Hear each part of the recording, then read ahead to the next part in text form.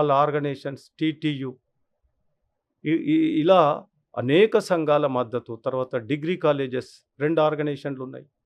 జీసీటీఏ, జీసీజీటీఏ. బ్రిజేష్, అదేవిధంగా శ్రీనివాస్ గౌడ్, రమేష్, భాస్కర్ గౌడ్ వీళ్ళంతా 2 ఆర్గనైజేషన్స్ మద్దతు ఇచ్చాయి. మీ గెలుపు అవకాశాలు ఎలా ఉన్నాయి? 100% ఉన్నాయి. డౌటే లేదు. ఎస్, ఇప్పటికే గెలుపు డిసైడ్ అయింది.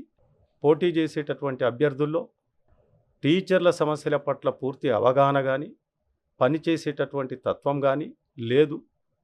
పూల రవీందర్ అందరికి అందుబాటులో ఉంటాడు, ఒక్క ఫోన్ కాల్తో పనిచేసి పెడతాడు అనేటటువంటిది మా టీచర్స్లో ఉంది.